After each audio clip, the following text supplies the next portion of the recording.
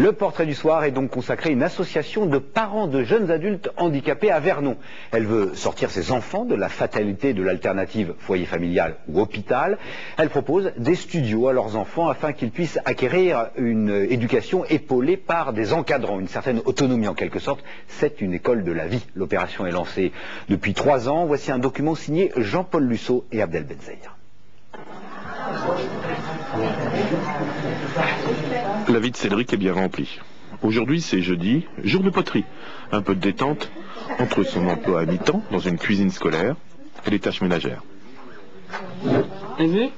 Très bien, alors qu'est-ce que tu fais là? Un tas. Ah, la table, ah, d'accord. Tu vas faire la table, et puis tu feras les chaises. Oui. Hein? C'est ça. D'accord. Pour le soir de Noël. Oui. Hein? Le foyer des jeunes travailleurs de Vernon l'accueille chaque semaine. C'est notre chouchou en plus, je crois.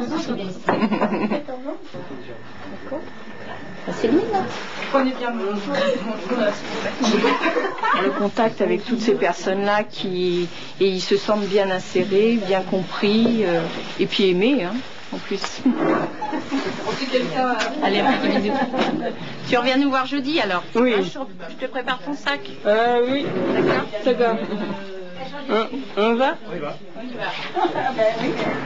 En fin d'après-midi, il est temps de penser aux courses. Vernon est vite traversé, rendez-vous au foyer avec les copains Benoît et Nathalie.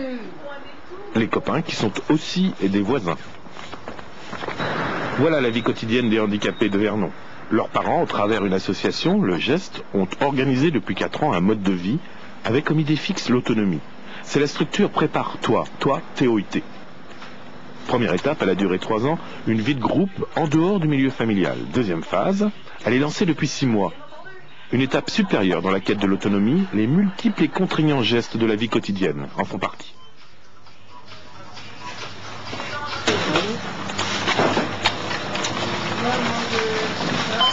Ça compte, c'est un peu plus long, mais on prend le temps. Hein. Retour chez soi, dans son chez soi. C'est la pièce maîtresse du dispositif mis en place. 6 studios ont été aménagés dans une ancienne demeure vernonnaise, plutôt spacieux, équipés à la fois par l'association et les jeunes eux-mêmes. Benoît nous fait visiter son logement. À sa charge, le ménage et le contenu du frigo. Il a choisi lui-même le style marin de sa déco. Tout ça. Benoît a vécu d'abord chez ses parents, ensuite en groupe, et maintenant seul. Et nettement, il préfère. Tout ça. Entendre ma vie. Vivre comme ils l'entendent. Voilà aussi l'espoir de Nathalie et de Cédric. Oui, c'est bien, c'est gai, c'est joyeux, c'est magnifique. Est-ce que tu te sens chez toi ici? Je me sens chez moi. Pour moi, c'est important pour moi de vivre ici, seul, avec mes amis que j'aime. J'aime bien avec mes amis, de mes entourages, mes éducatrices ici.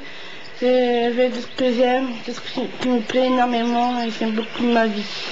Si chacun a son chez-soi, chacun est aussi chez soi et chez les autres. La vie ici se fait souvent en groupe.